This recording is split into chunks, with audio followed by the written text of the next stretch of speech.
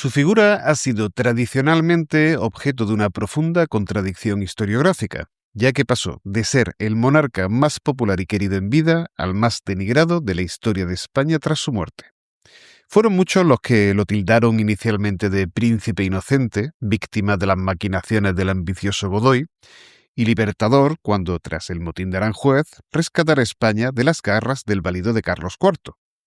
Gustó de llamarse a sí mismo padre de sus pueblos, un título de corte paternalista que él mismo solía utilizar en sus decretos para presentarse como un monarca protector de sus vasallos. Pero sin duda, el sobrenombre que alcanzaría más fortuna sería el de El Deseado, pues buena parte del anhelante pueblo español ansiaba el regreso de su monarca cautivo en Francia durante la Guerra de Independencia. Por el contrario, para la historiografía liberal fue el Rey Felón, un monarca que se caracterizó fundamentalmente por incumplir la palabra dada, empezando por abolir la Constitución de 1812 tras haber prometido jurarla. Tirano, monstruo de crueldad, narizotas o momia viviente fueron otras de las lindezas que le dedicaron sus detractores. De lo anteriormente referido se puede deducir que se trata de un personaje polémico, complejo, lleno de luces y sombras. Saludos amigos y amigas, esto es el Cervatillo Historia y en el episodio de hoy vamos a ponderar la figura de Fernando VII.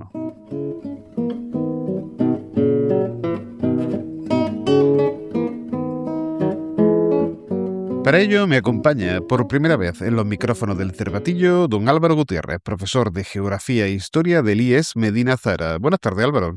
Buenas tardes, Rafael.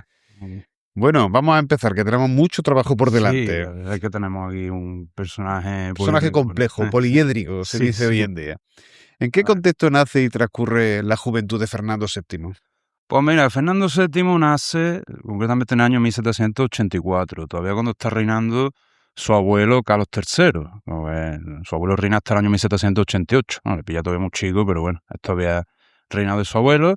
Es el noveno hijo del rey Carlos IV y de su mujer, la reina María Luisa de Parma, de un total de además de 14 hijos, que le va a corresponder además reinar, porque fallecen todos sus hermanos mayores varones. Algo típico de la época, porque eran todos niños y murieron chicos, entonces pues le correspondió reinar. Sí, pero este tema, Álvaro, es un tema interesante el que acabas de sacar, porque el miedo a perder otro hijo varón, sabemos que en este caso por la sucesión venía por el varón, hizo que se educase, ahora hablaremos un poquito de su educación, un poquito entre algodones, ¿no? Había miedo a que le pasase cualquier tipo de circunstancia y eso va a hacer que, a diferencia de sus predecesores, que eran príncipes, reyes cazadores, buenos jinetes, ¿no? Pues sea una persona con unos hábitos de vida un tanto diferentes, pero perdona por interrumpirte. Sí, pero efectivamente, ¿no? Y además, precisamente el caso de su padre y su abuelo, que además fueron tantas veces recreados, los cuadros,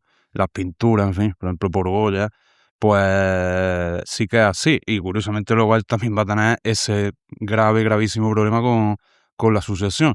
Efectivamente, él va a tener una infancia, una forma de criarse o de educarse, digamos, un poco diferente a la de sus antecesores. Y más va a estar en manos de algunos personajes, pues bueno, como puede ser sobre todo, quizás el que más destaca es de todos los preceptores que tuvo Juan Escóiquiz, que además miembro de la Iglesia, canónigo, algo que no es que fuera raro en la época, que la Iglesia pues tenía el predominio muy claro de la educación y la cultura, pero va a ser una influencia importante. Por supuesto, porque estamos hablando de una época en la que existe lo que se llama la alianza de altar y trono, y claro, si tú tienes preceptores, no solamente estuvo Escóiquiz, hubo antes otros escolapios, pero claro, la formación era muy religiosa, ¿no? Entonces esto va a tener una influencia muy importante a lo largo de la vida, porque todas las personas somos pues la educación que recibimos en buena parte. Eso es. Pero cuéntanos, ¿cuál es el contexto, decíamos al principio, en el que aparece Fernando? Pues básicamente Fernando VII vive una época pues bastante complicada, porque además él vive el final de una época como es el antiguo régimen, de la que va a heredar todavía pues todas las ideas de monarquía absoluta, de derecho divino, precisamente esa alianza entre trono y altar, pero vive precisamente por la descomposición de ese periodo, con la idea de la Ilustración, las reformas ilustradas que había tenido ya su abuelo Carlos III y en menor medida su padre Carlos IV, y sobre todo pues el gran un golpe que arrasa con todo, que es la Revolución Francesa, luego la guerra contra la Francia napoleónica, la guerra de independencia, y también luego pues vivirá ya en su reinado las primeras revoluciones, bueno, restauración absolutista y primeras revoluciones liberales europeas del siglo XIX. Por lo tanto, un contexto de cambio de época total, muy difícil, muy complejo. Vamos, no es culpa, ahora de lo que estamos hablando, pero que no le tocó vivir una época fácil, precisamente, a este rey. Habitualmente cuando se habla de Fernando VII, pues aparece en la historiografía como un auténtico bellaco, una persona de pocas luces. Sin embargo, estábamos hablando antes un poquito de su educación. Era una persona más leída de lo que se cree. De hecho, a lo largo de su vida reunió una gran cantidad de volúmenes en la Biblioteca Real y era capaz de traducir obras del francés directamente, de cierta complejidad. Era una persona también que, bueno, hacía experimentos de física y química, incluso luego en su exilio en Francia también lo siguió llevando a cabo. Era una persona que tenía su curiosidad. Lo que pasa es que tenía unos hábitos y un estilo de vida pues que eclipsaban todos los demás. Estoy hablando de, bueno, por poner un poquito cómo era el personaje, un personaje al que gustaban, por ejemplo, mucho los toros, al que gustaba mucho el billar, y cuyas aficiones pues eran muy sedentarias, y su hábito de vida, aparte de ser un glotón impenitente, pues también fumaba puros, ¿no? Entonces era un hombre de salud un poco delicada, no era un rey heroico, por decirlo de alguna manera, ¿verdad? Sí, es así, es un rey de hecho que todas esas aficiones, además es algo que curiosamente le hace estar muy en sintonía con el pueblo llano, con las clases bajas, que precisamente lo van a querer bastante por todas esas cosas, que se va a mostrar siempre muy campechano, esa palabra que muchas veces usamos, pero es verdad. Y de hecho se cree que precisamente todo eso es lo que va a hacer que muera pues relativamente joven, a poco de cumplir los 49 años, aun teniendo en cuenta que la mortalidad era mucho mayor en esa época. Si un rey que se hubiera cuidado algo mejor, pues hubiera podido vivir más. Se sabe perfectamente que en sus últimos años pues, tenía problemas de salud pues, muy relacionados con esa vida que llevaba, ese exceso de comida, el fumar, el beber, alcohol, su falta de ejercicio, en fin, pues se sabe que sufría de gota y de otros males, entonces pues sí, está claro que eso le influyó mucho también. He aquí la gran paradoja, ¿verdad? Era un personaje muy querido en su época y sin embargo hoy ha llegado, pues, lo que decíamos, muy denigrado. Era muy querido y muy campechano en su época, pero sin embargo se llevaba muy mal con sus progenitores, el rey Carlos IV y la reina consorte María Luisa de Parma. Sí. ¿Por qué? Pues básicamente la mala relación que tiene con sus progenitores parece que aquí habría que buscar un poco las raíces, precisamente lo que hemos dicho en sus primeros años de formación, en sus propios preceptores. Parece ser, según dicen historiadores, que el propio Scoicky fue el que más influyó en él y le hizo tener un carácter más bien oscuro, traicionero, pero además esto se vio amplificado por la figura clave del reinado de Carlos IV, que es Manuel Godoy, que fue quien hace que de verdad, digamos, que Fernando VII empiece ya a enseñar sus cartas, ¿vale? Paradójicamente, el propio Godoy fue quien quiso que Scoicky fuera el preceptor de Fernando cuando era el príncipe, entonces es curioso, cosa que al final pues se le acaba, digamos, volviendo en contra. Entonces, él no veía con buenos ojos la enorme influencia que tenía Godoy en sus padres, porque él tenía pues siempre, vamos, Godoy también era un personaje para hacer un podcast y muy polémico, del que se ha hablado también mucho, pero sí que parece ser que era verdaderamente el hombre fuerte del reinado de Carlos IV, que tenía una influencia sobre ellos pues enorme, y Fernando desde joven pues fue educado en eso, en ser ambicioso y traicionero, y no veía con buenos ojos esta figura, lo veía como un enemigo. Una figura que además pues se había convertido en príncipe de la paz y que estaba interfiriendo, ¿no? Y supongo que Scoiquiz y compañía y otros grandes de España también, por ejemplo el duque de Infantado, lo que hacían era envenenarle un poquito los oídos diciéndole que se le iban a quitar el sitio. Entonces había que quitarse del medio a Godoy, es lógico, ¿no? Partido fernandino, sí señor, que se crea ahí contra eso, pues el duque de Infantado, Scoiquiz, empiezan a decirle pues que era conveniente ya que lo fuera quitando de en medio y que él, digamos, que diera un paso adelante porque no podía ser. Además, pues tampoco se veía bien en general las reformas que hacía Godoy, ya digo, fue un personaje polémico, entonces pues había ciertos intereses también, pues, por quitarlo de en medio, básicamente. Y entonces se produce la conjura del Escorial. Eso es. Tenemos aquí la conjura del Escorial, que es el primer gran intento que va a hacer Fernando junto a sus partidarios de tomar el poder, ¿no? Que ocurre pues el 27 de octubre de 1807, además el mismo día que se estaba firmando el Tratado de Fontainebleau, que es el tratado por el que va a entrar la Francia napoleónica en España para la ocupación y el reparto de Portugal, supuestamente, pero luego ya sabemos que eso acabó de otra manera, y en ese momento pues esa conjura pues bueno, va a ser descubierta, va a ser abortada a tiempo y se va a juzgar a los responsables. De hecho, pues el propio príncipe pues va a ser puesto bajo arresto, pero bueno, al final, ¿cómo va a acabar esa conjura? Pues nos da también una muestra del carácter del rey en este caso. Bueno, aquí todavía príncipe, pues va a delatar a sus seguidores, a sus cómplices, va a confesar absolutamente todo y como consecuencia al final, de hecho, el rey Carlos IV en este caso, además de que va a tratar el asunto de una manera bastante torpe porque va a sacarlo todo a la luz y toda la población va a conocer un poco lo que estaba pasando, acaba dando un perdón general en un decreto, tanto a su hijo como al final a sus cómplices, técnicamente todos fueron absueltos. Y el proceso al final va a acabar, de hecho, con peor imagen para el propio rey Carlos IV, porque aunque todos son absueltos, él lo ha manejado todo con muchísima torpeza y aún así, pese a no ser condenado legalmente, Carlos IV a su hijo no, pero a los partidarios de Fernando sí los va a desterrar a distintos puntos de España, con lo cual parece que había un rasquemor ahí. Entonces, pues una gestión muy mala, muy torpe por parte del rey Carlos IV. El propio Escóiquiz, por cierto, terminó en Córdoba, en un convento de Hornachuelos. Lo que pasa es que solamente estuvo, al parecer, creo, una semana y a cuerpo de rey, con lo cual tampoco se... Y luego se reintegrará, ¿no? Porque... por si no era suficiente. Escóiquiz, pues sí, se cuentan cosas también que, en fin, que no predicaba mucho con lo que decía, parece ser. Aparte tenía algún hijo por ahí también, que es miembro de la iglesia. Efectivamente, lo cuenta el propio Godoy, que tampoco era santo de su devoción, lo cuenta en sus memorias, ¿no? Que estaba amancebado, se decía en su época, ¿no?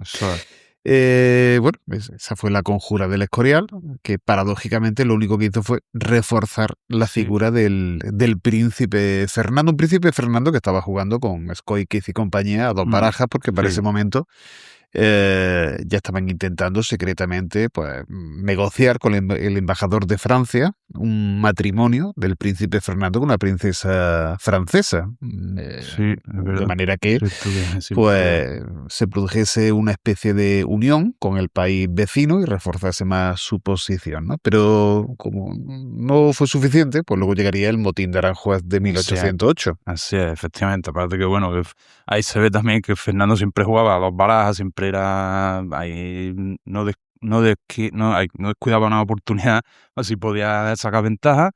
Pero sí, vamos a decir que el momento, o el primer gran momento culminante de Fernando VII va a ser el motín de Aranjuez, que tiene lugar pues, entre el 18 y el 19 de marzo de 1808.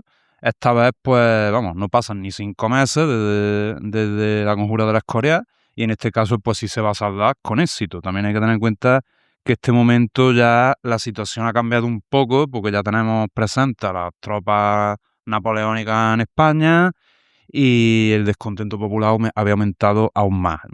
Aparte ya de porque cada vez se desconfiaba más de la presencia francesa, es también por la propia mala gestión que hemos dicho antes de la conjura de la Escorial, y aparte, pues bueno, por la propia mala situación que hay al final del reinado de Carlos IV, que es verdad que había una grave crisis de la hacienda, la economía estaba en una situación cada vez peor, se estaba viviendo los primeros movimientos que buscaban ya la independencia de las colonias americanas, la política fiscal era muy ineficiente, por esto de que los privilegiados no pagaban, nobleza y clero, no pagaban impuestos, y luego aparte pues las propias características de la época pues de la economía de subsistencia, que tenemos una economía totalmente agraria y que provocaba muchísimas crisis. Entonces las crisis hambrunas hicieron que el pueblo además apoyara este motín, se pusieran de parte del rey. Que además, aquí es un tema también polémico, se ha hablado mucho del motín de Aranjuez. Tradicionalmente se ha dicho que fue un levantamiento popular sobre todo, pero parece ser que no, que realmente estaba Fernando y el partido, digamos, entre comillas, partido fernandino, estaba detrás, estuvo en todo momento, que eso sí, se encargaron de espolear todo lo que pudieron a la población, ya con ese malestar general y con ese cada vez mayor carisma y y amor que tenía por el pueblo y su padre cada vez menos querido, pues aprovechó perfectamente la situación. Las cosas como son. Fernando VII ya sí podemos decir algo bueno, que supo aprovechar las oportunidades que tuvo, casi siempre. Fernando VII se convierte en rey brevemente tras el motín de Aranjuez, pero pronto es llamado a Bayona, donde abdicará en favor de Napoleón. ¿Cuál era su relación con el emperador de los franceses? Vale, pues aquí llegamos a uno de estos puntos que muchas veces es muy comentado de la figura de Fernando VII, y bueno, en este caso con razón, ¿vale? Porque aunque aquí lo que estamos buscando un poco es dar una visión más amplia de lo que se suele dar de este rey, que se suele llevar mucho por la pasión, sí que es cierto que la relación que tiene Fernando con Napoleón pues parece ser una relación bastante de adulación y bastante nuevamente oportunista. Él aprovecha pues que Napoleón evidentemente es la figura clave de su tiempo, domina Europa y él se pliega totalmente por los intereses. Ve la situación que está ocurriendo con la ocupación francesa de España y aprovecha plenamente la situación. De hecho, el gran ejemplo, para que es un ejemplo totalmente cierto, y en este caso no hay discusión, está demostrado, es cuando Fernando pues felicita a Napoleón y a su hermano José, pues José por convertirse en rey de España, por su victoria frente a los españoles. Español jamás estaba luchando en nombre de Fernando y además les desea a los dos lo mejor en el gobierno de España. Recordemos además que se había producido para ese momento ya el 2 de mayo, el levantamiento del pueblo de Madrid. Momento clave. Y me gustaría, porque yo creo que es ilustrativo, ¿no? Leer la carta de felicitación, un fragmento Claro, por lo sí, menos, ¿no? La carta ahí se ve perfecto. de felicitación a Napoleón I el 22 de junio. Ha empezado la guerra de independencia española. Dice así: Señor, he recibido con sumo gusto la carta de Vuestra Majestad Imperial y Real del 15 del corriente y le doy gracias por las expresiones afectuosas con que me honra y con las cuales yo he contado siempre. Doy muy sinceramente en mi nombre y de mi hermano y tío a Vuestra Majestad Imperial y Real la enhorabuena de la satisfacción de ver instalado a su querido hermano el rey José en el trono de España. Habiendo sido siempre objeto de todos nuestros deseos la felicidad de la generosa nación que habita en tan dilatado terreno, no podemos ver a la cabeza de ella a un monarca más digno ni más propio por sus virtudes para asegurársela, ni dejar de participar al mismo tiempo el grande consuelo que nos da esta circunstancia. Yo creo que lo dice absolutamente todo, ¿no? Acerca de la personalidad de este señor, sí. Fernando VII, con el que, por cierto, Napoleón se iba a mostrar muy generoso, porque en principio le iba a ofrecer el reino de Etruria y más adelante, cuando cambia la circunstancia, palacios, parques y tierras de la hacienda de Navarra, situada en territorio francés, aparte de grandes asignaciones económicas. Estamos hablando de una pensión alimenticia anual de 500.000 francos de la época, que es una auténtica fortuna, y una renta vitalicia anual de 600.000 francos, también para los infantes Carlos, famoso Carlos María Isidro, y su tío Antonio Pascual, que también recibirían cuantiosa suma. Y luego, por otra parte, pues mantener el título de Alteza Real o el de Alteza Serenísima para sus descendientes, aparte de lo que siempre había ansiado, casarse con una sobrina del emperador, o probablemente una de las hijas de José Bonaparte, ¿no? En fin, la relación con Napoleón parece que no fue verdaderamente cruenta, ni el rey estaba tan cautivo como parecía, ¿no? En Valencé.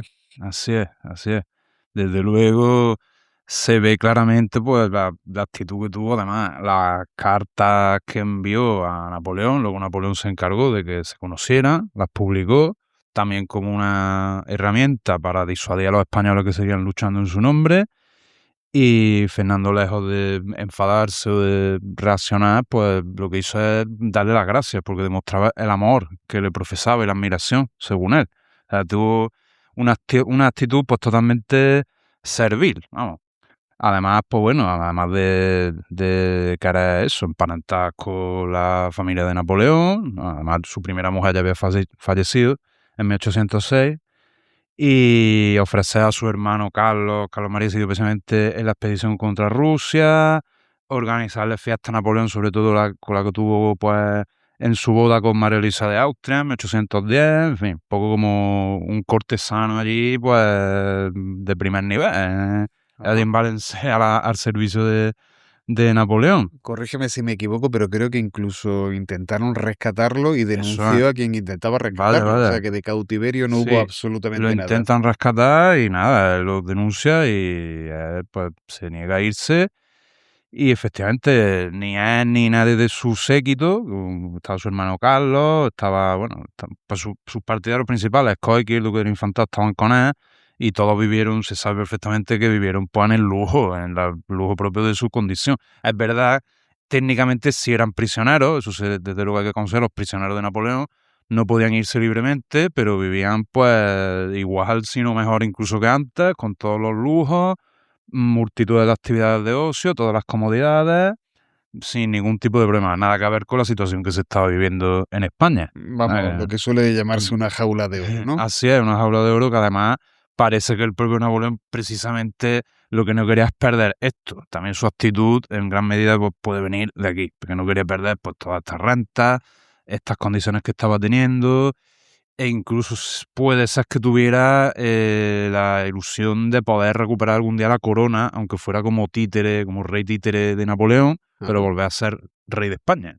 Que ya más adelante parece que esa idea la fue olvidando, vio que al menos de Napoleón no iba a salir, pero al menos pues mantener sus condiciones de vida y, hombre, que le trataran como lo que él pensaba que tenía que hacer. Pero la guerra de independencia pues toca su fin. Eso es.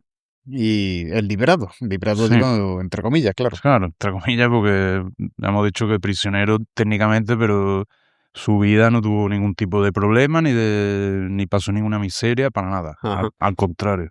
Cuando vuelve a España en 1814, una de sus primeras acciones es abolir la Constitución de Cádiz mediante el Decreto de Valencia de mayo de ese mismo año. Sin duda alguna, el rey debió verse muy respaldado para obrar de este modo. ¿O es que los partidarios de la Pepa no eran tantos como se nos ha hecho creer tradicionalmente? Sí, es un poco esa la cuestión. De hecho, este es un momento también clave del reinado de Fernando VII y también uno de los momentos más discutidos y estudiados, porque claro, aquí es el momento en el que todo ya, digamos, se decide.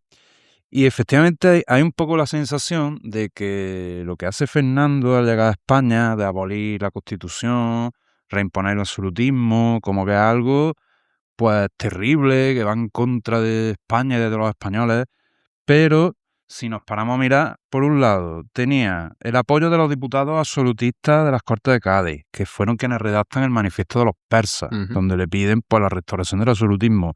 Tenía el apoyo de la Iglesia, porque, bueno, aparte de por su papel tradicionalista, por las medidas anticlericales que había tenido pues, el reinado de José Bonaparte, aunque no fue un reinado muy eficiente, no pudo por la situación de guerra, pero ahí están, la abolición de la Inquisición, las desamortizaciones, entre otras medidas.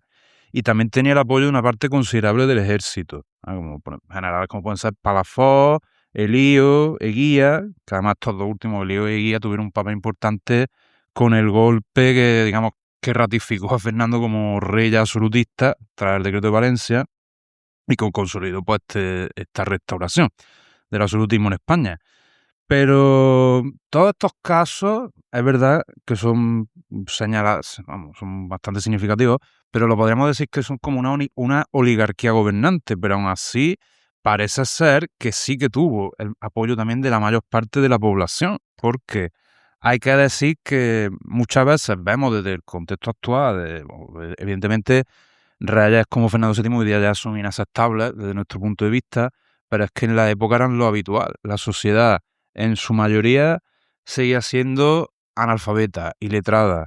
Si no sabían ni siquiera leer ni escribir, menos iban a saber qué era el liberalismo. Ellos estaban apegados a las tradiciones, que es lo que ellos entendían que funcionaba.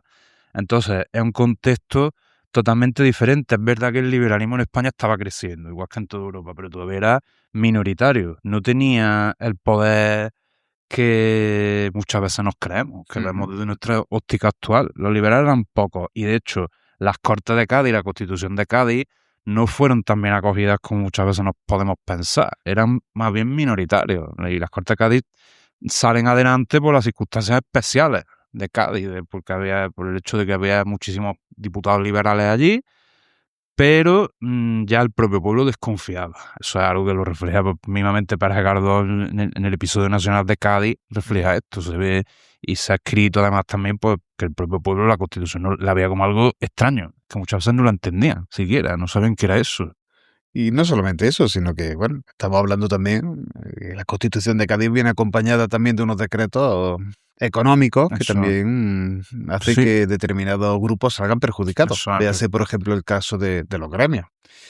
Y claro, pues, aparte de cuestiones como desamortizaciones, abolición de la Inquisición, cuestiones económicas, pues hace que haya gente que esté dispuesta a apoyar efectivamente a Fernando VII. Pero, ¿era Fernando VII un monarca particularmente reaccionario para su época? Pues este otro punto me genera bastante polémico porque parece que hay una imagen de Fernando VII, ya aparte de lo que estamos diciendo y ya estamos viendo que muchos de los aspectos negativos son verdad, de ser un rey pues traicionero, oscuro en algunos sentidos, bueno, y ahora veremos también, hablaremos de sus medidas de gobierno, pero se le suele acusar de ser un rey también, pues, extremadamente reaccionario, extremadamente de lo más radical que ha habido en la historia de España. Y es una apreciación que hay un poco que matizar, porque es verdad que, hombre, desde nuestro punto de vista actual, por supuesto, pero si vemos las acciones del rey en su contexto, el contexto de sus antecesores y lo que se está viviendo en Europa en esos momentos, no es tampoco tan diferente de lo que había entonces. Hay que recordar que cuando él vuelve a España se está viviendo, pues, tras la derrota de Napoleón, se vive pues el Congreso de Viena en 1815 y la restauración absolutista. Se decide en Europa volver al absolutismo pues en la medida de lo posible y con las casas reinantes que hubiera antes y si pudiera ser pues incluso los mismos reyes. De esta manera, pues hay que decir que Fernando VII está más en la línea en este aspecto de su contexto y su época de lo que nos podemos pensar. Pero sí que es verdad que incluso dentro de este contexto lo tendríamos que incluir en una ala dura, podemos decir, en una ala dura dentro de los reyes conservadores. Ya que incluso en la restauración absolutista, pese a que se decreta volver al absolutismo, al final las potencias del Congreso de Viena sí que se dieron a hacer algunas pequeñas, tímidas concesiones al liberalismo, muy pequeñas, pero para menos por rebajar tensiones, podríamos decir, algo que pasó, por ejemplo, con Luis XVIII en Francia, cuando empieza a reinar, lo que hace que Fernando VII es totalmente intransigente ante esta reforma, por lo que lo coloca en la línea, por ejemplo, de Carlos X, que sería el siguiente rey de Francia, el hermano de Luis XVIII y rey de Francia pues, de 1824 a 1830. Entonces, en este caso, pues podemos decir que está en la línea. Sí que puede ser, podemos decir que fue algo reaccionario incluso para su tiempo, pero estaría algo por encima de la media. No estaría tampoco a un nivel enormemente pues exagerado. Estaría en la línea de los reyes anteriores. Él querría simplemente seguir la línea de sus antecesores. Sí, porque si cogemos la nómina de monarcas de la época entre rusos, prusianos, austríacos, franceses y demás, pues a partir de 1814 podemos decir que Fernando VII inicia, ahora sí, su reinado de manera efectiva, en lo que se vino a llamar el sexenio absolutista. ¿Qué ocurrió entonces? Básicamente, cuando Fernando vuelve, pues bueno, poco lo que hemos dicho, ya hemos hablado un poco de que va a abolir la Constitución de Cádiz, va a restaurar el absolutismo, se aprovecha del apoyo de la población y de la élite, vamos, lo tiene prácticamente todo a favor, y el contexto internacional que también le es favorable. O sea que Fernando VII, en general, también una idea que podemos decir es que muchas veces, pese a todas las situaciones tan complicadas que vive, va a tener suerte en muchos aspectos y va a salir adelante un poco por eso. Entonces, pues bueno, se va a restaurar pues todo lo que supone el antiguo régimen. Ya no va a haber más constitución, vuelve el absolutismo monárquico, todos los privilegios de iglesia y nobleza se restauran, vuelve la Inquisición, en fin, se restablece todas las, como nombrar las medidas económicas, se vuelve a la situación de los gremios, en fin, todo que hubiera seguido, que la idea era que todo siguiera pues Eso exactamente desde el punto como de vista estaba. legal, claro, pero Así es. luego a continuación lo que empieza Claro, es una brutal eso es. represión. Una represión brutal, que en eso sí que hay que destacar que España, por desgracia, iba a ser además un precedente peligroso que se va a sentar ahí, uno de varios, es que la represión que se hace en España es brutal, incluso mayor pues que en países como hemos dicho Francia. Porque, por ejemplo, Carlos X también lo va a hacer, pero claro, no es el mismo caso porque Carlos X solo reinó 6 años hasta que fue destronado en 1830. Fernando VII va a tener 19 años de reinado efectivo. quitando los 3 años del trienio liberal, que ahí no, pero en el resto de años la persecución que va a hacer a los liberales va a ser brutal. A los liberales afrancesados pues van a tener que salir exiliados o a tenerse las consecuencias. Pues la mayoría van a ser, muchísimos van a ser encarcelados, ejecutados y además con muchas medidas pues bastante rastreras, podemos decir. Muchas veces él prometió perdón a estos liberales y luego lo incumplió. Era una excusa para traerlo y poder juzgarlos, condenarlos y ejecutarlos en muchos casos. Por lo tanto, pues tenemos una situación de represión brutal.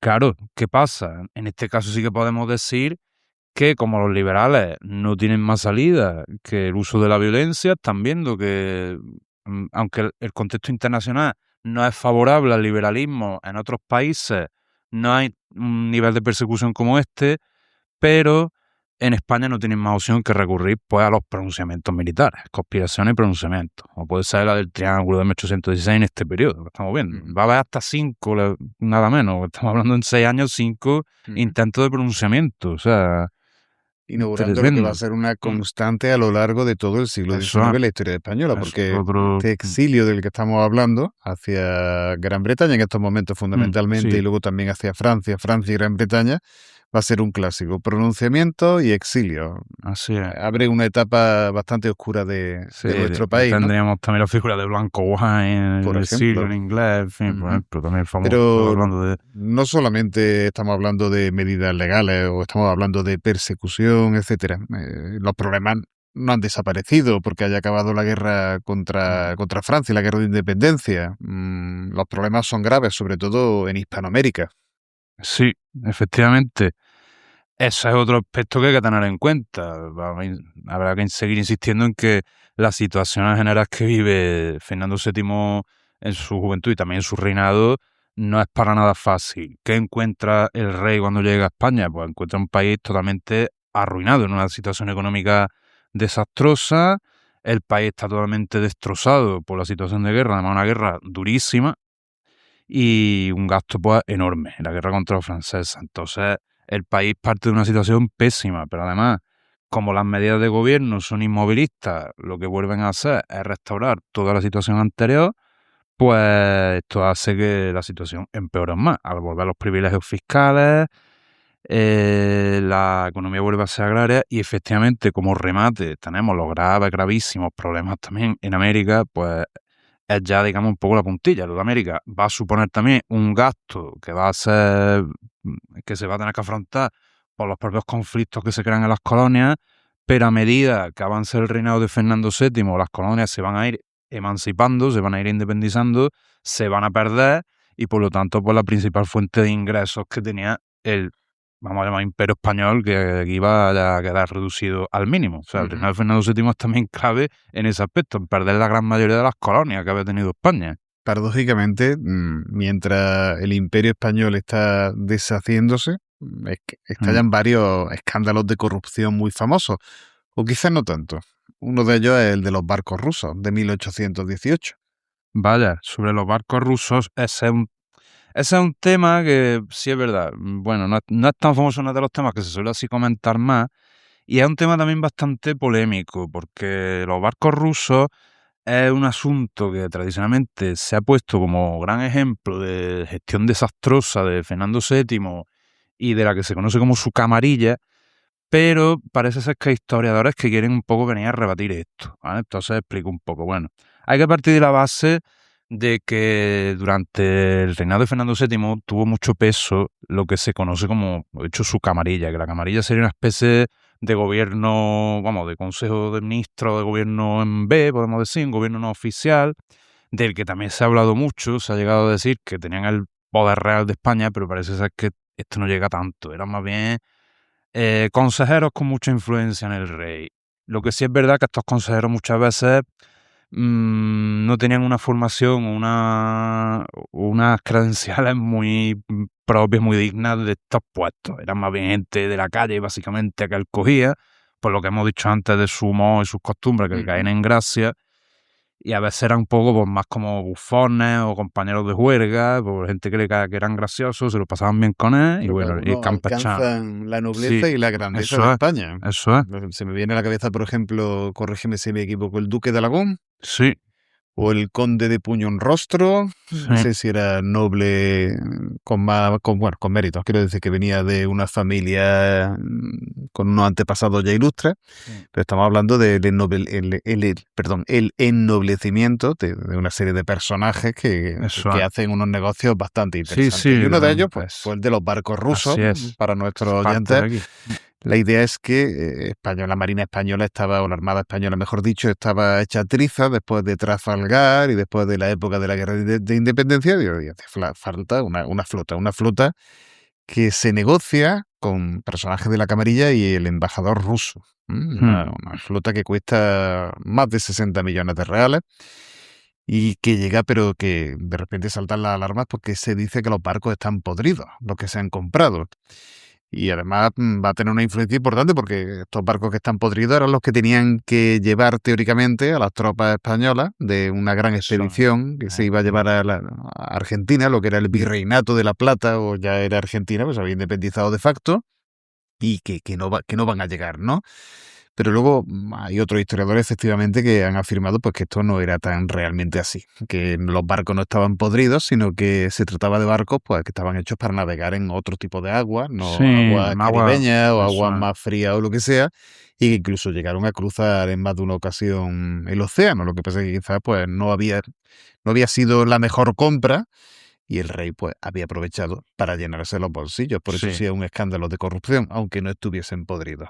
Otro escándalo también es el de la venta de la Florida. No sé si has oído hablar de él. Sí, sobre el tema de la venta de la Florida, pues efectivamente también es uno de estos episodios así un poco polémicos, un poco pues también comentados. El escándalo de la venta de la Florida pues consistió en que España tenía una serie de deudas con los Estados Unidos, y además había un problema porque la Florida era española, pero España había perdido ya lo que era la zona de la Luisiana, y el territorio español en América del Norte básicamente estaba partido. Había que hacer un tratado de límites. Se hizo un tratado, el Tratado Adams-Onís. Pero claro, ¿qué es lo que aprovechó para hacer Fernando VII? Pues vender o ceder una serie de tierras en la Florida para que cuando los americanos se quedasen con esos terrenos tuviesen que expropiarlos a unos precios altísimos. Esto fue un auténtico escándalo, supuso la dimisión de ministros, supuso críticas también tremendas y además un retraso importante porque no fue hasta el periodo posterior, el trienio liberal, cuando por fin se consiguió hacer esto, ¿no? Se consiguió firmar o obligar a firmar al rey, que el rey pues, quería llenarse de nuevo los bolsillos. O sea que tenemos una situación de crisis hacendística, de guerra en las colonias, y mientras tanto, pues los negocios en B, como se diría hoy en día, por parte del rey, ¿no? Sí, el rey de su camarilla y demás. Tampoco hay... Y esto era uno de nuestros intereses al hacer este episodio. Sí. Este rey, como estamos viendo, tiene muchas sombras. Tiene muchísimas, desde luego. Pero también hay alguna pequeña luz, ¿no? Sí. Por favor, arrójanos, Álvaro, un poquito de luz sobre el personaje. Sí, pues sobre todo tenemos, yo diría que el punto que se puede poner más luminoso, bueno, hay algunos más que ahora vamos a ver, pero sobre todo tendríamos pues la creación del Museo del Prado en 1819. Además, hay que decir que algunos de los pocos aspectos positivos que tiene el rey Fernando VII llegan hasta hoy, precisamente como el Museo del Prado. Hay que decir que, bueno, sobre la inauguración del Museo del Prado va a tener mucho peso su segunda esposa, María Isabel de Braganza, que pues ella tuvo mucho interés, en fin, destinó parte de su patrimonio personal a adquirir obras que ahora serían el núcleo inicial del Real Museo de Pintura y Escultura, que luego ya fue el germen del Museo del Prado. La reina es verdad que va a morir meses antes de la apertura, pues Fernando VII va a tener hasta 4 mujeres, que hablaremos ahora un poco más de ese tema también, problema que tuvo ahí con la sucesión, pero ahí está ese legado pues que llega hasta hoy. De hecho, el rey además hay que decir que se va a mantener en una línea pues igual que sus predecesores, pese a todo lo que se dice. Además, tú comentas ya un poco sus aficiones de lo que era capaz. Él sí que va a tener un apoyo bastante decidido pues, a favor de la ciencia, el arte, la cultura. O sea que él no es un rey que a veces se quiere hacer ver como una especie de iletrado total, que está en contra de la cultura, que quiere destruir todos los aspectos culturales y artísticos de España. Para nada, al contrario, él va a seguir apoyando todo esto. Es más, déjame apuntar que incluso también va a crear la Real Litografía. Sí. Durante su reinado se va a producir la apertura definitiva del Jardín Botánico. Eso también. Gracias a esa afición bibliófila que tenía, pues se van a aumentar los fondos de la Biblioteca Real. Y luego estábamos hablando de Isabel de Braganza. Con su última esposa incluso se va a abrir el Conservatorio de Música y Declamación unos cuantos años ya posteriormente, ¿no? Entonces, como efectivamente dice, no se trata de un rey letrado, un bruto, sino que también fomentaba, en cierta manera, algunas luces tenemos que poner también en el personaje, no todo tiene que ser sombra, y apoyaba la cultura. Pero los tiempos habían cambiado y difícilmente, hablo con respecto al tema de la restauración que estábamos comentando anteriormente, los tiempos habían cambiado y difícilmente se podía volver a épocas anteriores, de modo que, al igual que en Europa, pues hubo una serie de oleadas revolucionarias, no esos levantamientos de Porlier, Lacy, etcétera, que hablaba anteriormente, sino las oleadas revolucionarias directamente.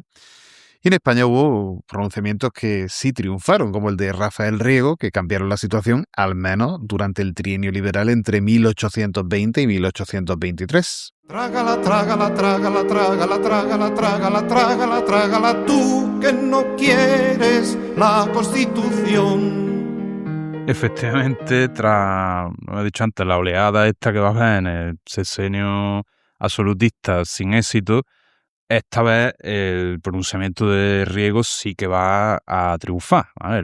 Se va a producir por el 1 de enero de 1820 en las Cabezas de San Juan, momento también clave del reinado de Fernando VII, también muy estudiado y conocido. Estas tropas que además iban a embarcarse a América para sofocar la rebelión de las colonias, pues se van a levantar, este pronunciamiento va a triunfar. Además hay que decir, nuevamente, ante la indiferencia general del pueblo, el pueblo no va a decir ni que sí ni que no, el rey no tiene más opción, visto el triunfo del pronunciamiento, que aceptar nuevamente la Constitución y tener un cambio de régimen, ¿vale? Un cambio de régimen incruento, porque por eso no va a tener apoyo realmente. Permíteme de todas maneras que lea un segundo texto, porque me parece también muy interesante, que es el manifiesto del 10 de marzo de 1820. Dice lo siguiente, para que veamos los cambios de postura y los giros estos que tenía el rey, ¿no? Cuando hacía falta. Desde luego, cintura tenía bastante. Sí, desde luego se le daba bien. Mientras yo meditaba maduramente, con la solicitud propia de mi paternal corazón, las variaciones de nuestro régimen fundamental que parecían más adaptables al carácter nacional y al estado presente de las diversas porciones de la monarquía española, así como más análogas a la organización de los pueblos ilustrados, me habéis hecho entender vuestro anhelo de que se restableciese aquella Constitución que entre el estruendo de las armas hostiles fue promulgada en Cádiz en el año 1812. He oído vuestros votos, y cual tierno padre he condescendido a lo que mis hijos reputan conducente a su felicidad. He jurado esa Constitución por la cual suspirabais y seré siempre su más firme apoyo. He tomado medidas oportunas para la propia convocatoria de Cortes. En ellas, reunido a vuestros representantes, me gozaré de concurrir a la grande obra de la prosperidad nacional. Españoles, vuestra gloria es la única que mi corazón ambiciona. Mi alma no apetece sino veros en torno a mí unidos, pacíficos y dichosos. Confiad, pues, en vuestro rey, que os habla con la efusión sincera que le inspiran las circunstancias en que os halláis y el sentimiento íntimo de los altos deberes que le impuso la providencia. Y concluye con: marchemos francamente, y yo el primero, por la senda constitucional. Bueno, yo creo que es bastante ilustrativo de todo esto que estamos comentando. Una de sus frases más recordadas, sin duda, siempre más citada, y que nuevamente pues lo deja en evidencia, evidentemente. Que lo deja en evidencia porque a renglón seguido lo que intenta es un nuevo golpe de Estado. Por supuesto, él no va a parar de intentar acabar con el nuevo régimen liberal, va a conspirar continuamente, va a haber varios intentos. El más fuerte, el que va a tener más peso, aunque no llega a triunfar, es el de la Guardia Real de 1822, que este levantamiento se sabe que no era un levantamiento para nada espontáneo, era un levantamiento bien organizado y que no se duda el de la implicación del propio rey. Lo que pasa es que nuevamente el rey va a culpar a los subordinados, a los que van a llevar a cabo este intento de golpe, de pronunciamiento, y él pues él se va a quedar nuevamente libre de culpa. Es capaz otra vez de librarse, pero que ahí está.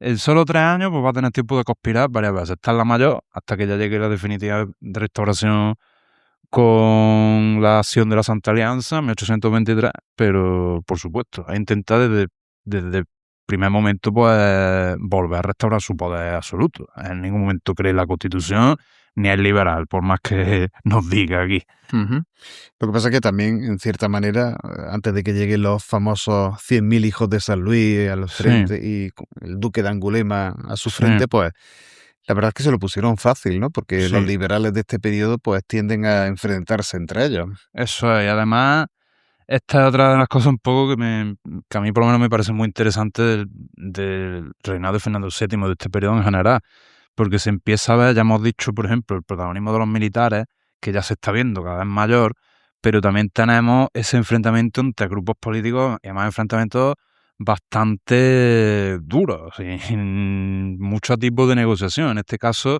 los liberales ya se van a romper entre los doceañistas y los exaltados, que luego van a ser el germen de los posteriores moderados y progresistas, ya eso será ya en el reinado pues, de su hija Isabel II, y vemos pues, un principio de lucha entre tendencias de liberalismo que además, estos 3 años tienen liberal bastante movido. No podemos tampoco parar muchísimo, pero va a haber pues, muchísimo conflicto también, mucha desunión, y esto se va a unir pues a lo que está pasando en España, y por supuesto que no se va a poder crear un frente común. Ellos sabían perfectamente la verdadera cara del rey y aún así no se van a poner de acuerdo para hacer un frente, digamos, que pueda un poco lidiar con la situación. Entonces, efectivamente, se lo ponen fácil. Cuando luego llegue, pues eso, los semijos de San Luis, el duque de Angulema, en 1823 los liberales son incapaces de plantar una resistencia o de hacer una acción coordinada, pues básicamente porque están peleados entre ellos. Entonces, pues es un paseo. Al final las tropas llegan y reponen al rey pues sin problema. Y qué paradoja, ¿verdad? Un ejército francés lo depuso como rey y otro ejército francés va a ser el que le va a dar de nuevo la corona como rey absoluto. Efectivamente, las cosas... Paradojas de la vida, paradojas de la vida. Así es, el ciclo que se da aquí además con este rey. La década que va de 1823 a 1833, conocida como la ominosa década, trajo más de lo mismo, venganza contra los liberales y anulación de la obra del periodo anterior, mientras se consumaba la casi total pérdida del imperio español en América. Para ello se pondrían en marcha organismos como la Superintendencia General de Policía o las comisiones militares que depuraron a numerosos funcionarios militares, el Cuerpo de Voluntarios Realistas para perseguir a los liberales e incluso las juntas de fe como herederas de la Inquisición. Sin embargo, es cierto que comenzaron una serie de reformas incorporando en el gobierno a algunos ministros más moderados o reformistas como López Ballesteros, pero ¿acaso todo esto fue por necesidad, cierto? Sí, así es. Además, es un poco lo que adelantaba antes, igual que lo de la creación del Museo del Prado. Estamos hablando de reformas de gran importancia y que crean instituciones que llegan hasta hoy, que siguen existiendo en la actualidad. Y además, esta idea me parece importante destacarla, ya que vamos a aportar al menos algunas pocas luces, aunque sean pocas, sobre el reinado, pero también las tuvo. Pues la idea que hay un poco general cuando se habla de este rey es de que era totalmente incompetente, que no existió ningún tipo de labor de gobierno en ningún momento, que el rey se dedicó básicamente a ser una especie de parásito, que bueno, que es verdad que la buena vida ya hemos dicho que la tenía, pero que no hacía absolutamente nada, que no tenía ningún interés en reinar. Y esto va un poco en contra, efectivamente, ya sobre todo en sus últimos años sí va a tener una política que podemos decir considerablemente eficiente en algunas medidas. De hecho, aquí, pues, tenemos el papel más destacado lo va a tener Luis López Ballesteros, que además hay que decir que dentro de su gobierno va a ser un miembro bastante estable, a diferencia de sus gobiernos anteriores, que se caracterizaron por ida y venida. En esta década ominosa, como se llama, se conoce, va a haber algo más de estabilidad en los gobiernos. Y López Ballesteros, pues podemos destacar, por ejemplo, por la creación del Banco de San Fernando, el Código de Comercio, la Bolsa de Madrid, hizo los primeros presupuestos generales del Estado y puso las bases del Tribunal de Cuentas con la creación de la Dirección General del Tesoro. O sea, que son todo son instituciones que o bien siguen existiendo o que son predecesoras de algunas creadas poco después y que llegan hasta hoy. Se le considera, de hecho, a este ministro el fundador de la Hacienda moderna en España. Y aunque la situación pues siguió siendo mala económicamente, porque ese impacto sobre todo de la pérdida de las colonias no es algo que se pudiera arreglar de golpe, y más en la situación que tenía España y la economía en general todavía europea, pero sobre todo en el caso español, pero sí que se consiguió aliviar un poco la situación económica y además rebajar la deuda pública, aparte de hacer la administración pues bastante más eficiente con vista al futuro. Claro, porque el Banco de San Fernando, por ejemplo, el precedente del Banco de Santa Isabel, creo también, y a su vez el precedente del Banco de España, que conocemos hoy, ¿no? También hay algunas medidas, lo que pasa es que son medidas económicas que desde mi punto de vista, por lo menos, son medidas como ya de otro tiempo, como si no se hubiese dado cuenta, es verdad que se crea la Bolsa de Madrid, importante para la creación de sociedades por acciones, pero al mismo tiempo, con muy poca diferencia, unos cuantos años antes, está todavía fomentando manufacturas reales. Por ejemplo, la Real Fábrica de Porcelana o la Real Fábrica de Vidrio de Aranjuez en 1827, unas manufacturas reales que era algo como de otro tiempo, ¿no? Ya del siglo XVIII. Siglo XVIII totalmente. Independientemente, todos estos cambios no satisficieron a nadie, ¿no? Es más, casi que fue más bien todo lo contrario, porque lo que hizo fue, pues, a veces se dice que un régimen, el momento más peligroso que tiene es cuando empieza a cambiar. Y para los absolutistas estas medidas les podían parecer demasiado revolucionarias y para los liberales se quedaban cortas. Sí, es así, vaya, un poco, pues, aparte, bueno, nombraste, que es que quería nombrarlo porque se ha quedado también, la creación, que esta va a ser el propio rey, la creación del Consejo de Ministros, por ejemplo.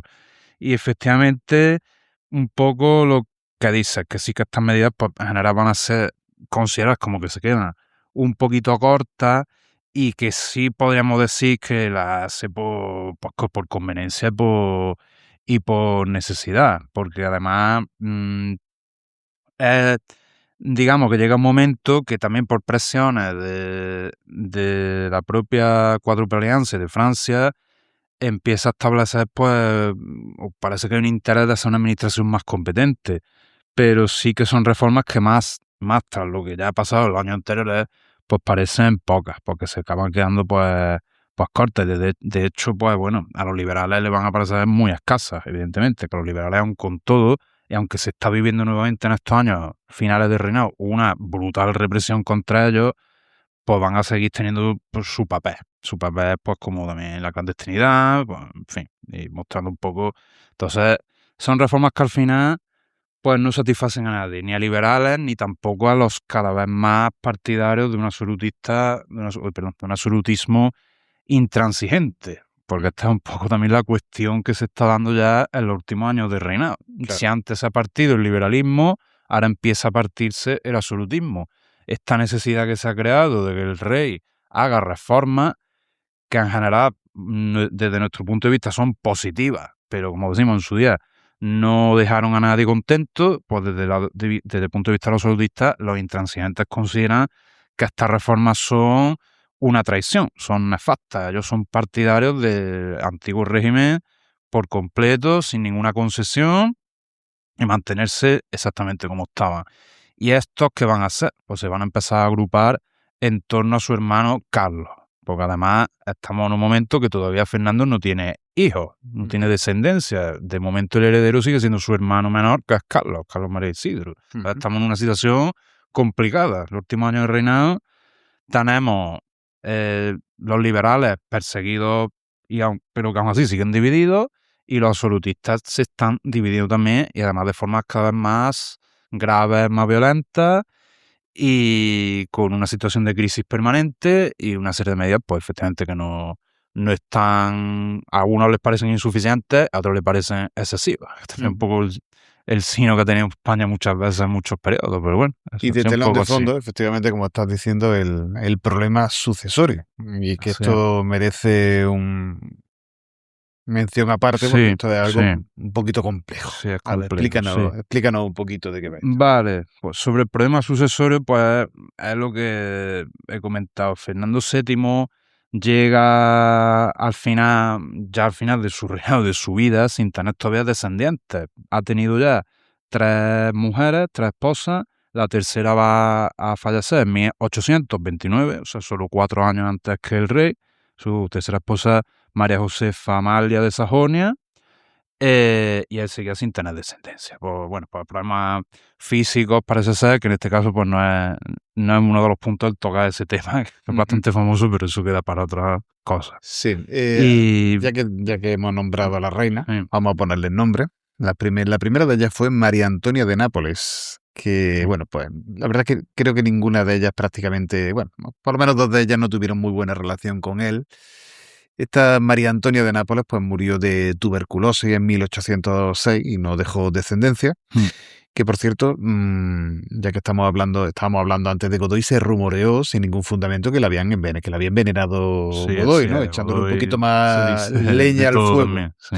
La segunda, Isabel de Braganza, que ya la hemos mencionado, que era sobrina carnal del rey, pues parece que bueno, era una persona amante de las artes y gracias a ella pues tenemos el Museo del Prado porque fue capaz de convencer a su marido que, bueno, pues sin querer entrar tampoco en más profundidades, pero estaba pues muy encantado con ella. Dedicaba frases como esposa de mi corazón, pichoncita, ¿de acuerdo? Lo cual no quería decir que el rey pues no viviese una vida aparte. Decíamos que Fernando VII era una persona de misa diaria y de rezo del rosario al mismo tiempo que frecuentaba prostíbulos de incógnitos sin ningún tipo de problemas, ¿no? Por supuesto, algo pero habitual.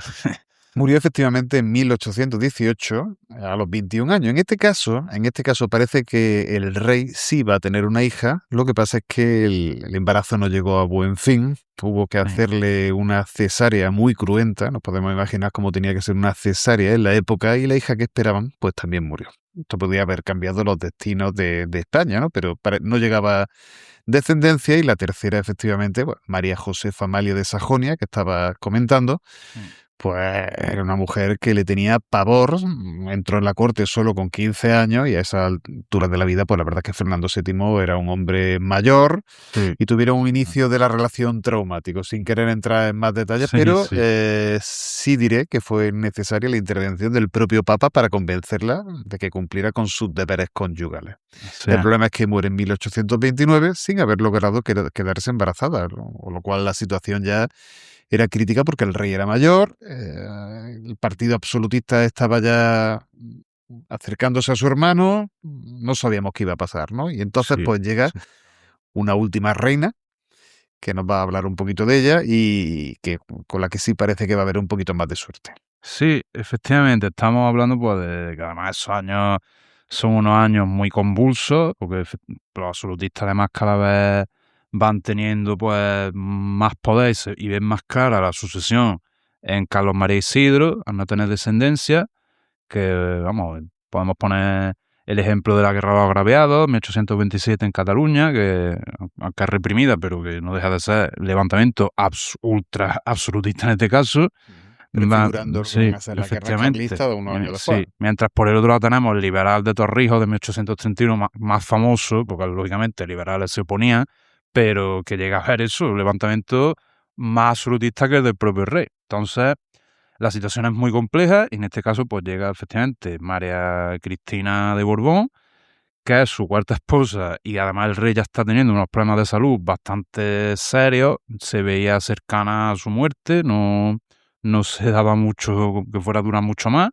Entonces, pues, el rey ve claro, va a tener, digamos, que abrir aquí diversos frentes. Por un lado, para asegurar la sucesión, lo primero que va a tener que hacer es la famosa medida de la pragmática sanción. La pragmática sanción que realmente es de 1789, pero él la va a hacer pública y a promulgar en 1830 como una medida de urgencia que lo que hacía era derogar la ley sálica que llevaba en vigor desde los tiempos de Felipe V, desde principios del siglo XVIII, y básicamente dejaba reinar a las mujeres, cosa que, bueno, con la ley sálica las mujeres no podrían reinar salvo en casos muy ya extremos, pero en este caso, si el rey tenía una hija, ante esa posibilidad, pues su hija podría reinar.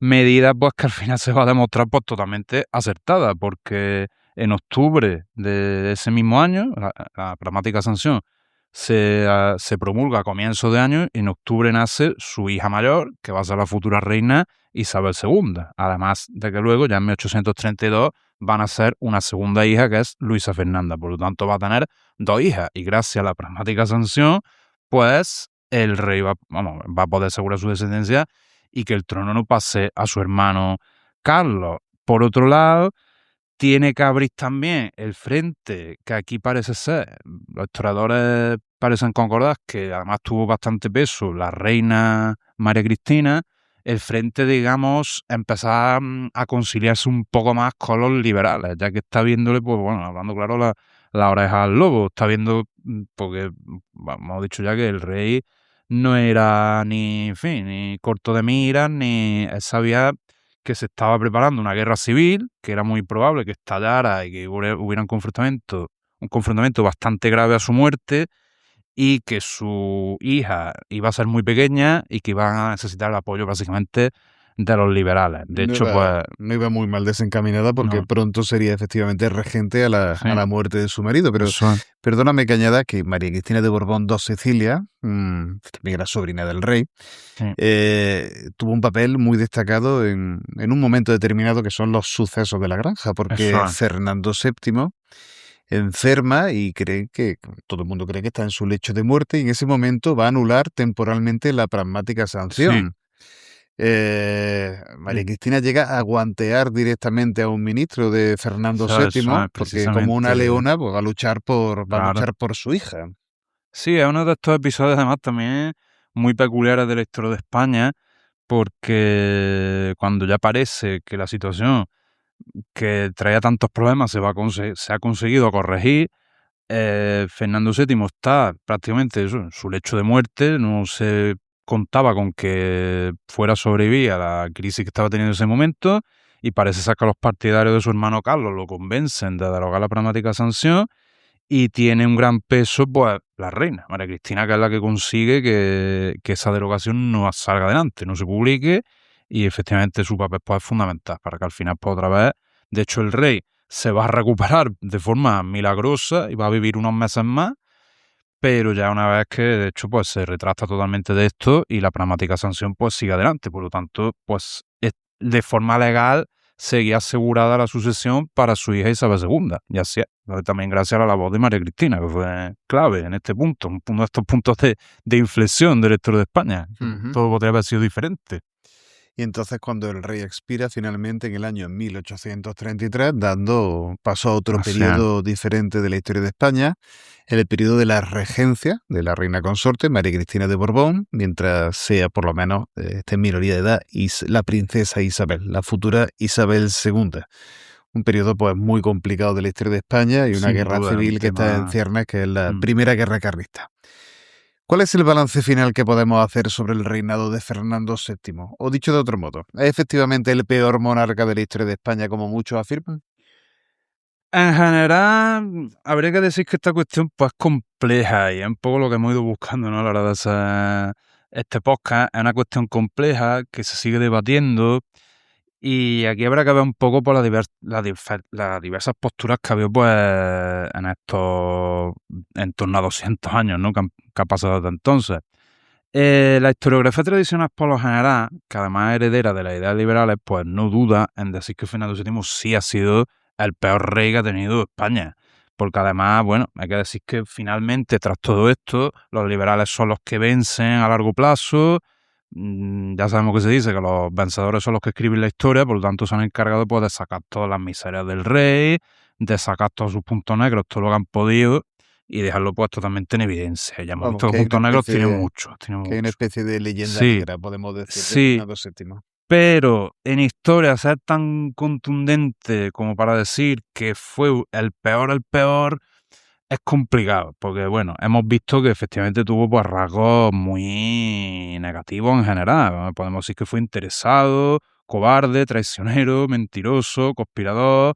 En algunos momentos fue excesivamente conservador, aunque ya hemos dicho que esto no es poco debatible, porque no estaba tan lejos de otros reyes. Y que en general, pues bueno, muchas veces no supo rodearse de gente competente, y además no se nos puede olvidar la brutal represión que hace contra los liberales. Pero sí que es verdad, hay que insistir en que Enrique comparte muchos de estos rasgos con otros reyes de su época, de otros estados europeos y de sus antecesores.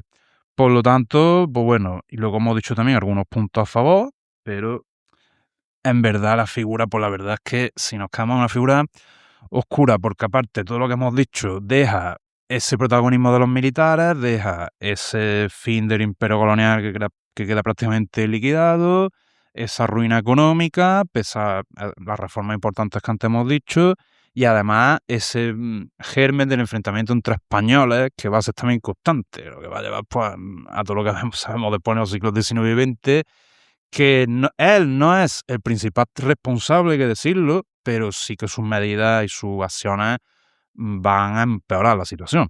Por lo tanto, teniendo en cuenta al final las funestas consecuencias, decir que es el peor rey de la historia de España no se puede, pero sí que habría que decir que es un serio candidato al puesto. Un serio candidato, desde luego. Pues muchas gracias, Álvaro, por arrojar en el episodio de hoy un poco de luz sobre este polémico monarca que fue Fernando VII, poniéndolo en su lugar y desmintiendo de paso algunos bulos que se han difundido tradicionalmente sobre el mismo. Pues gracias a ti por darme la oportunidad. Un tema que siempre me ha parecido interesante y bueno, esperamos que sea el primero de varios más. Ha sido un placer, desde luego. Muy bien, muchas gracias. Pues esto es todo por hoy, mis queridos oyentes de Cervatillo. Espero que el episodio haya sido de vuestro interés y que hayáis aprendido algo o mucho de estos oscuros años de la historia de España. No quisiera despedirme en el día de hoy sin saludar, por cierto, a la pequeña comunidad hispana que al otro lado del Atlántico nos escucha y va creciendo día a día. Gracias a todos por vuestro apoyo, los de las dos orillas del Atlántico, y nos oímos próximamente en un nuevo episodio. Hasta entonces, recuerden, sapere aude.